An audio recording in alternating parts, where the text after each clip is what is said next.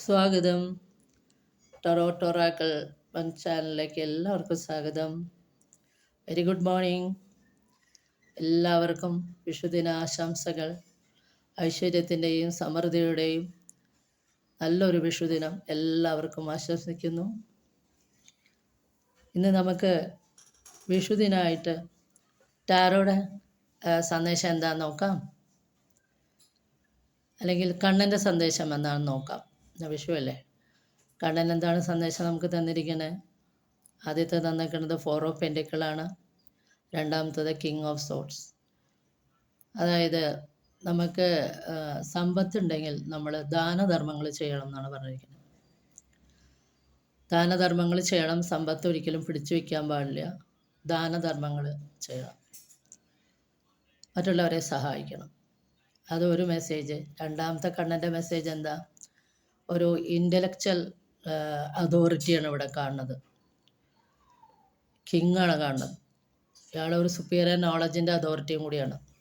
അപ്പോൾ ബുദ്ധിപരമായും ശ്രദ്ധയോടും കൂടി കാര്യങ്ങൾ നീക്കണമെന്നും മാത്രമല്ല തന്നിലുണ്ടാകാനുള്ള നോളജ് മറ്റുള്ളവർക്കും കൂടി പകർന്നു നൽകണം എന്നുള്ളതാണ് ഇന്നത്തെ കണ്ണൻ്റെ മെസ്സേജ്. അപ്പോൾ ഇന്ന് നമുക്ക് ഇന്ന് എല്ലാവരും കണിക്കൊന്ന വെച്ചിട്ട് കണി കണ്ടുണ്ടാവുമല്ലോ. അപ്പോൾ ഈ കൊന്ന മരത്തിന് എന്തുകൊണ്ടാണ് കൊന്ന മരം എന്നുള്ള പേര് വന്നത്? അതറിയാമോ? അറിയണവരുണ്ടാവും, അറിയാത്തവർക്കായിട്ടിരിക്കും ഞാൻ പറയാം. കൊന്ന മരത്തിന് കൊന്ന മരം എന്ന് പേര് വരാൻ കാരണം, പണ്ട് ശ്രീരാമൻ ത്രേതായുഗത്തിൽ സീതാന്വേഷണത്തിനായിട്ട് വനവാസം ഉണ്ടായിരുന്നല്ലോ. അത് സീതയെ അന്വേഷിച്ച് ലക്ഷ്മണനോട് കൂടി പോകുന്ന സമയത്ത് സുഗ്രീവനായിട്ട് സഖ്യമുണ്ടാവണം. അപ്പോൾ സുഗ്രീവൻ്റെ ആവശ്യപ്രകാരം ബാലിയെ ഒളിയമ്പ ചെയ്തിട്ട് ശ്രീരാമൻ ബാലിയെ വധിക്കുകയാണ്. ആ ബാലിയെ വധിക്കുന്നത് ഈ കൊന്ന മരത്തിൻ്റെ പിന്നിൽ നിന്നിട്ടാണ് ബാലിയെ വധിക്കുന്നത്.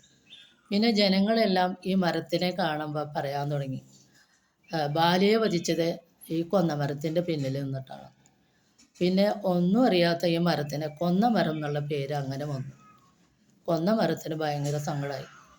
കൊന്ന മരം ശ്രീരാമസ്വാമിയോട് പറഞ്ഞു, ഭഗവാനെ, ഞാനൊരു തെറ്റും ചെയ്തിട്ടില്ലല്ലോ, എന്നിട്ട് എന്നെ എല്ലാവരും കൊന്ന മരം എന്ന് പറയണം. താങ്കളല്ലേ എൻ്റെ പിന്നിൽ നിന്നിട്ട് ഒളിയമ്പ ചെയ്ത് ബാലിയെ വധിച്ചത്.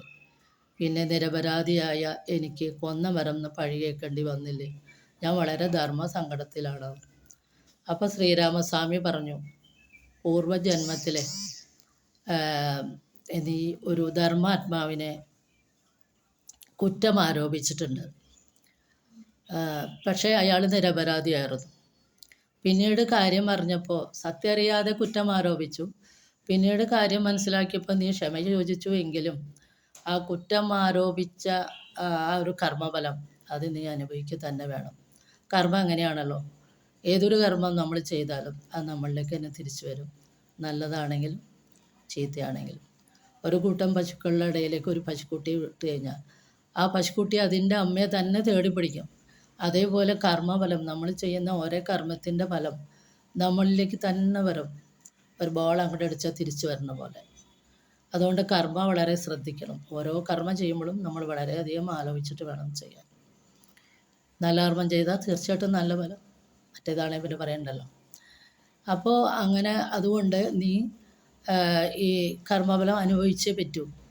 പക്ഷേ ശ്രീരാമസ്വാമിയായിട്ട് സംഘമുണ്ടായതുകൊണ്ട് നീ സദാ എൻ്റെ സ്മരണയിലിരിക്കൂ.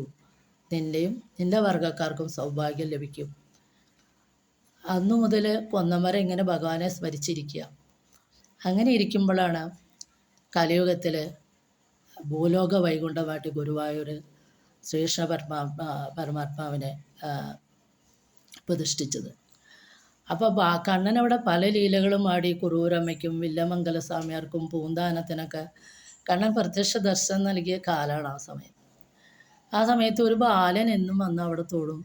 ആ ബാലൻ കണ്ണനെ തൻ്റെ കളിക്കൂട്ടുകാരനായിട്ടാണ് കണ്ടത്. അപ്പോൾ കണ്ണനും അത് ഭയങ്കര ഇഷ്ടമായി. കണ്ണനും ഈ ബാലനും കൂടി തൊടിയിലും പാടത്തൊക്കെ ഒരുമിച്ച് കളിക്കും. അവരങ്ങനെ വലിയ കളിക്കൂട്ടുകാരായി. ഒരു ദിവസം കണ്ണൻ നല്ലൊരു ഭംഗിയുള്ള മാല ഇട്ടിട്ട് വന്നു.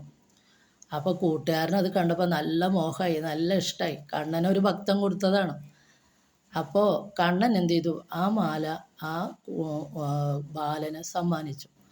അപ്പോൾ ബാലൻ അതിന് മുമ്പ് തന്നെ ഈ കുട്ടി പറയും എല്ലാവരോടും, കണ്ണൻ എൻ്റെ കൂടെ കളിക്കാൻ വരുന്നുണ്ട്, പാടത്തും തൊടിയിലും ഞങ്ങൾ കളിക്കാറുണ്ട്. പക്ഷേ വീട്ടുകാരും ആരും ആ കുട്ടി പറഞ്ഞത് വിശ്വസിച്ചില്ല. അതൊരു ബാലിശമായി അവർ കണക്കാക്കി.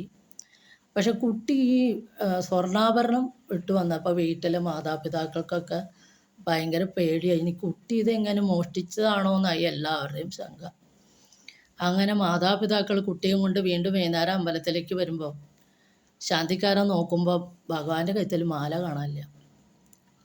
അപ്പോൾ പിന്നെ എല്ലാവരും തീർച്ചയാക്കി, കാരണം കുട്ടിയുടെ കയ്യിൽ മാലയുണ്ടല്ലോ. എല്ലാവരും കൂടി കുട്ടിയെ ശിക്ഷിക്കാനായിട്ട് ഒരുങ്ങി. കുട്ടിക്ക് സങ്കടം വന്നു. കുട്ടി വേഗം ഈ മാലയും കൊണ്ട് പുറത്തേക്ക് വന്നു. കണ്ണാ, നീ എൻ്റെ ചങ്ങാതിയല്ല. നീ എൻ്റെ ചങ്ങാതിയാണെങ്കിൽ നീ പറയില്ലേ നീ എനിക്ക് സമ്മാനിച്ചതാണ് ഈ മാല എന്ന്. അപ്പം നീ എൻ്റെ ചങ്ങാതിയല്ല, നിൻ്റെ സമ്മാനം എനിക്ക് വേണ്ട എന്ന് പറഞ്ഞിട്ട് ആ മാല ഒരൊറ്റ ഏറെറിഞ്ഞു പുറത്തേക്ക്. ആ മാല വന്ന് വീണത് ഈ കൊന്നമരത്തിൻ്റെ മേലെ കൊമ്പിലായിരുന്നു. പെടുന്നനെ കൊന്നമരം മുഴുവൻ സ്വർണ്ണവർണ്ണത്തിലുള്ള പൂക്കളായിട്ട് നിറഞ്ഞു. ഭയങ്കര മനോഹരമായ പൂക്കളെ കൊണ്ട് കൊന്ന അന്ന് ആദ്യമായി പൂത്തുലഞ്ഞു എന്ന് വേണമെങ്കിൽ പറയാം. എല്ലാവർക്കും അതിശയമായി. അപ്പോൾ ഒരു അശരീരി വന്നു. ഇത് ഈ ബാലന് ഞാൻ കൊടുത്ത സമ്മാനമാണ്, അതെൻ്റെ നിയോഗമാണ്. അപ്പോൾ ഈ കണിക്കൊന്നകൾ വെച്ച് എന്നെ ആര് കണി കാണുന്നുവോ അവർക്ക് സകല സമൃദ്ധിയും ഐശ്വര്യവും ഉണ്ടാവുമെന്ന് മാത്രമല്ല ദുഷ്കീർത്തിയും ഉണ്ടാവില്ല എന്ന് പറഞ്ഞു കണ്ണൻ. അന്നു മുതൽക്കാണ് കൊന്ന പൂക്കാൻ തുടങ്ങിയത്. അന്നു മുതൽക്കാണ് കൊന്ന പൂക്കൾ കണ്ണൻ്റെ പാദത്തിൽ വെച്ച് എല്ലാവരും കണി കാണാൻ തുടങ്ങിയത്. അപ്പോൾ ആ കൊന്ന മരത്തിൻ്റെ ഭാഗ്യം നോക്കൂ. അപ്പോൾ ആ കൊന്ന മരം ഇപ്പോഴും വിഷുക്കാലമായ കൊന്നമരത്തിന് പൂക്കാതിരിക്കാൻ പറ്റില്ല. കവി പാടിയല്ലേ, കണിക്കൊന്നയല്ലേ വിഷുക്കാലമല്ലേ എനിക്കാവതില്ല പൂക്കാതിരിക്കാൻ. ഈ കവി അയ്യപ്പ പണിക്കരുടെ കവിതയാണത്. അപ്പോൾ നിങ്ങൾക്ക് എല്ലാവർക്കും ഈ കണ്ണൻ്റെ കഥ ഇഷ്ടപ്പെട്ടുണ്ടാവുമെന്ന് വിചാരിക്കുന്നു. നിങ്ങൾക്ക് എല്ലാവർക്കും കണ്ണൻ്റെ അനുഗ്രഹം ഉണ്ടാവട്ടെ. എല്ലാവർക്കും നല്ലൊരു വിഷുദിനം ആശംസിക്കുന്നു. Thank you.